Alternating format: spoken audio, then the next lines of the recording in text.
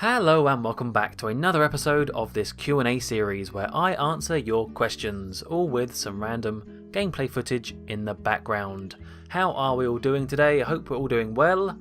Are you all ready to listen to me ramble for the next 20 minutes or so? Yes? Good! Before I get into the questions, I just want to point out if you'd like to ask your own questions, feel free to do so. There's a link in the description below. It goes to a Google form. Put your question, put your name so I can credit you, and I'll answer it in a future episode. So let's get on to these ones. Thank you to everyone who does leave a question and makes these videos possible. They are just rambly, but I hope they're vaguely interesting, and I don't know. Who knows? I just like rambling. So, on to the first question, which is from Hans, and his question is, have you ever thought of doing photography? So, photography, it's kind of funny actually, because as much as I like doing art, drawing, painting, and doing stuff like video production, making videos on the channel and After Effects and all that sort of creative stuff, I got to admit, photography is not one of my strong points.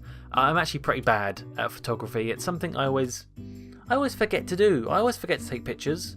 I'm just not sort of attuned to take pictures. For example, when I'm with my group of friends from school, old school friends, we always say how we never take pictures of stuff when we're together, and so now we all have bad memories of things we've done because we don't have any photographic evidence. And yeah, to this day, I'm still really bad at taking photos in terms of remembering, but then also in terms of actually doing it. I can't really take many good photos. Even with as good as cameras are on smartphones, I'm still pretty bad. I did actually do a photography module at university as part of my degree, but I wasn't very good. We were using a proper, big DSLR Canon camera, and we were being taught about aperture and the focus and the focal point, focal distance, ISO, and all that sort of stuff. And that was vaguely interesting, but at the end of the day, when I tried to do it all manually on the manual setting, still couldn't do it very well. The auto was still the best way to do it, automatic. In fact, if I can find any of those old photos I took for that module, I might put them on screen if I can. I might have lost them, but they're not very good. They're pretty bad, actually. I think I got an OK mark for them. But the main thing I remember about that photography course was the creepy man that taught it. It was a creepy old man, and he would always... So one bit of it was like taking portraits, and so he would have... He asked one of the girls from the class to come up and sit for this portrait, and he was just being very touchy-feely and very inappropriate, and yeah, creepy old man. I think his name was Chris. I wonder where he is now. Anyway, have I ever thought of doing more photography? Not really. No, I'll stick to drawing and painting and video making. There you go. Thank you for the question, Hans. On to the next one from Weathermaster from the JFS. His first question is, hello Muckluck. I want to answer your call for questions. This one is usually pretty fun to ask. What is one feature you would like to see added to Minecraft? This question, I've had this question many times, and to be honest, my answer has changed over the years because Minecraft changes as I answer this question again and again. I think my answer is still the same because it's still something that they have not addressed, and I really do think they should, because it's such an overlooked part of the game, and yet one of the most intrinsic, important parts. It's in the name, for goodness sake. It's the mine part. The mine part of Minecraft is pretty naff. I'd like to see more interesting caves. I want caves like they used to be, where they're properly wiggly, windy, all connected. Whereas caves in Minecraft currently, there's you know how it's going to go. You see a path of a cave, and you know it's just going to twirl around for a bit and then stop at a dead end. I don't want that. I want caves that are all over the place and connected, and possibly even cave biomes. That would be pretty good. Cave-specific mobs. I don't really need more ore. I think the ore is fine, but just ways to make the caving more interesting. maybe more structures in caves. Yeah, that can be done through biomes. Really massive caves, maybe. That'd be awesome. Big veins of ores in certain parts. Who knows? I don't know. But yeah, I think the mine part of Minecraft is still something that needs to be addressed. And hopefully, with the speed they're doing these current snapshots and updates, we'll get that pretty soon. Who knows? Or maybe I should tweet Dinnerbone and get him on it. But yeah, thank you for the question, Weather. The next one he asks is, and how about another one too for fun? I know you've talked about Halloween in the past, like how you would like to see more on the server during the month of October, but, did I say that? I probably did. But, do you enjoy Halloween in real life as well? Well, I do enjoy Halloween. I used to do the whole trick-or-treating thing when I was younger, dressing up, going around with some friends, getting loads of sweets and chocolate and blades in apples. No, not really. That was never a thing. But yeah, as I grew up, Halloween has become less and less of a thing for me as I've grown up. I know a lot of people around my age, sort of late teens, early 20s, they still go to parties and get drunk and have a good time, but I don't know, I don't really go to many Halloween parties as an adult. I didn't really go to many as a kid, and I was really sad because I really wanted to host my own Halloween party when I was younger, but I never got the chance to. My mum wouldn't let me. But I had all these big ideas for like stuff I could make, and after watching kids TV shows like Smart and Art Attack and Fingertips, and they'd show you all these ways to make paper mache skulls and stuff like that. And I really wanted to do that, but no, never had the chance. I think as I'm getting older, the part of Halloween I would like to do more of is just, I'd like to watch spooky films. I like the idea of that. I would still like to go to parties every now and then. And I still like to dress up. I mean, having said all this, I did do something for Halloween last year. I dressed up as Velma. And went out to a party. So actually, I'm a big fat liar. I did exactly what I said I didn't do last year.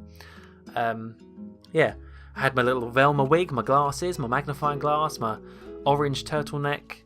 Didn't wear a red skirt. I wore red jeans instead. But I could have worn a skirt. It's 2018. Why not? But yeah, I do enjoy Halloween in real life. I know a lot of people moan about, particularly over here in England and in other places across the world as well, that Halloween, it's just an American holiday. It's just there for, candy and merchandise and stuff like that. But I don't know. I think that's a bit cynical, and I just like the idea of celebrating scary stuff, if only for a few days of the month.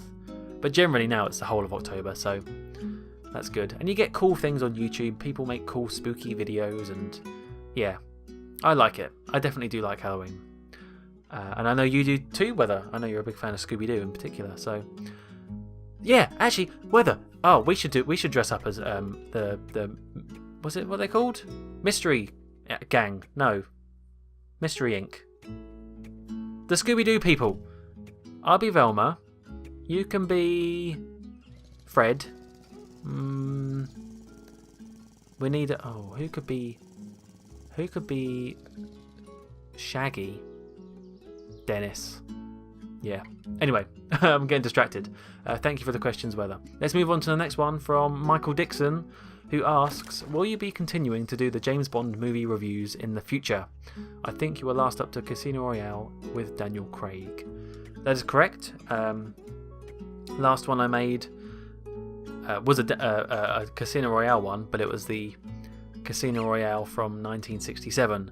And it was a bit of a joke video, a bit of an April Fool's, that one. Not a proper Bond review. And I know I've been saying this for the best part of probably a year or 2 years. But I do still want to do the James Bond reviews. But now I'm just doing them when I feel like it. I'm not doing them at a set time or pace, or whenever I get into a Bond mood, I might do it. And that's the thing, is that the reason why I pumped out so many at such a speed back in 2015 that was now, oh my god, was because there was a new Bond film coming out. It was Spectre, and it really got me into the Bond mood. I was excited, and I was watching all the old Bond films, and yeah, I couldn't stop thinking about all the different things I could do with the videos. And now it's been a few years, and there's you know, that sort of died down now, and there's starting to be a bit more news about James Bond, but I'm just not in the same Bond fan zone as I was before, which is why I'm not as interested in making them again. But that will pick up at some point, and yeah, it's definitely not cancelled. It's just I'll make it when I feel like I can make it really, really well, basically. So yeah, that's the answer to that. Thank you for the question, Michael. On to the next one from Ben. 2 questions Wells. Of course, there's going to be one from Ben. Actually, looking down, there's multiple. So I got 2 Star Wars questions. Number 1, how bad are the J.J. Abrams movies? Are you on about just the Star Wars J.J. Abrams, so The Force Awakens? Because personally, I didn't think it was that bad. I think it's a tricky thing to try and restart Star Wars after so long, especially with how much people hated the prequels. And I think, although it was a bit of a copy-paste of A New Hope, it was alright. I think J.J. Abrams is a good filmmaker. I do appreciate how he didn't use many CGI elements and use a lot of actual prosthetics and clever camera methods to make, special effects. And I think he can make good films. Like, I had to get up a list because I can't actually remember what films he's made, but things like Super 8 and some of the Star Trek films, Mission Impossible 3. Actually, was that one very good? I can't remember. But he's made some good films, and he's been producer in a lot of other really good films. So I think he's a good filmmaker, and I do think Star Wars Force Awakens is okay. Not amazing, but much, much better than The Last Jedi. So, and he's making a third one. He's making episode 9. So hopefully that little trilogy ends quite well. Ben's second question is, why are the new movies so successful considering they're worse than Ishtar played in reverse? Ishtar. Do you watch Red Letter Media, Ben? Because they always go on about Ishtar. Can someone please explain this to me? I actually really like The Phantom Menace, minus the pod racing nonsense, but at least The Phantom Menace had a traditional Star Wars feel to it. I don't know why they're so successful. I think it's just because it has that Star Wars name attached to it, and it's based on nostalgia and crazy fans. Like I said, I don't think they're terrible films. Force Awakens is okay. I didn't see Rogue One. I didn't see Solo. I did see Last Jedi, and that was pants. So I'm a bit dubious of how Disney are handling it. But I think what's really missing is one person overseeing the whole sort of feel of Star Wars. And as much as people bash George Lucas, he has good ideas. The man has good ideas. He needs someone else there to say no, and that's what he didn't have with the prequels. He didn't have people to say, oh, that's not a very good idea, George. He was just surrounded by yes men. So I do think, also, if you don't believe me, go back and read some of the things when they were making Indiana Jones. Him, Spielberg, and there was one other guy, can't remember his name. But honestly, George Lucas came up with most of the most iconic moments in Indiana Jones, but because he was there with Spielberg and other people to sort of bounce ideas off and compromise, that's why you get the amazing Indiana Jones films.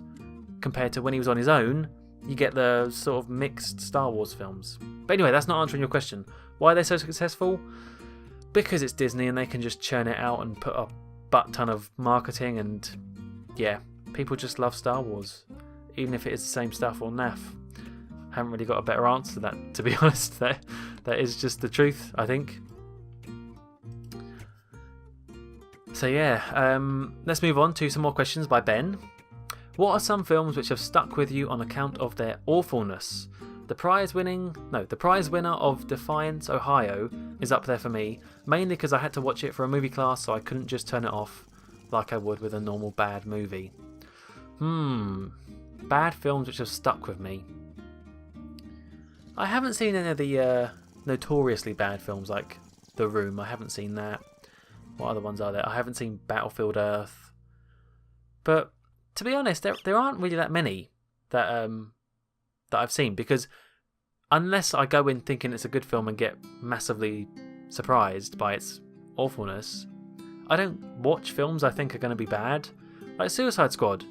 I knew that was going to be bad. Everyone said it was going to be bad, and everyone said it was bad. And so I was like, well, I'm not going to give them my money. I'm not going to waste my time. So didn't watch it. I'm trying to think if there's any sort of Netflix films that I've watched that are bad, but not really. No, I guess if I am watching a bad film, I just stop and move on. But truth be told, I really don't watch as many films as I'd like to. I would like to watch a ton more films, but I don't know where the time goes. I really don't. It's kind of worrying, but I'm sorry, that's a really boring answer, isn't it? But it's the truth. It is the truth. And if I can't think of one off the top of my head, that means it probably hasn't stuck with me on account of its awfulness. So I guess I haven't. On to Ben's last question though, and this is a quick one. Do you play chess? If so, what are your go-to openings? No, I don't play chess. I used to play a little bit of chess with my friend Jack when I was younger, sort of like early teens, 12 to 14 or something. But he'd always beat me, and so I got salty and annoyed and eventually stopped playing with him because I was a kid and, stupid. So, no, I don't play chess. I could probably play some checkers with you, but not chess. Maybe I'll just stick to Simpsons Hit and Run. I think that sounds good. Okay, on to the last few questions, all from Thomas Hazelden. Okay, question number 1 is, what weird food combinations do you really enjoy? Weird food combinations. Is that things like, I know some people who do the old dipping the McDonald's French fry into the McDonald's milkshake, and apparently that tastes really nice. I don't think I've ever done that, but I'd be willing to give it a try. What do I do that's weird? I don't think I do anything weird. Or at least, if I do, I don't think it's weird. I don't know. Apples and cheese? That's not weird, is it? That's a fairly standard combination, but I do love apple and cheese together. So good. So good. What else is there? I guess there's one side of this, which is I could be eating weird stuff to other people, which is actually just regular British sort of behaviours. So, for example, I don't know, you tell me, is this weird? But chips in a bread sandwich. So, yeah, or fries, I guess. Fries in between two pieces of bread with some butter, because that's a chip butty, and that is completely normal to me. That might be weird to other people. I don't know. Or equally, also inside of a sandwich is crisps or chips. That is and I'm sure I've talked to someone about that, and they were a bit confused by it. But yeah, you smush up the chips, crunch them all up, put them in between the bread, again buttered, and you have a really nice crunchy sandwich. Love it, especially if you get a really strong flavoured crisp like a salt and vinegar or cheese and onion. I do like crisp sandwich. Good stuff. But yeah, you have to tell me, are those weird? Because they're really normal to me. Anyway, next question from Thomas is, what topics do you rant about on a regular basis? Well, don't get me started. I rant about trains all the time. I hate trains often. I take the train to work, so I can moan about it quite a lot. Moan about it being delayed, moan about the people on it, moan about the fact people don't wait till you get off before they get on. That happened to me today and was very annoying. So yeah, trains I moan about. I moan about... do I moan about politics? I don't actually. I try and avoid politics with friends and stuff, because I just don't think it's really worth the hassle of getting into a heated debate about politics.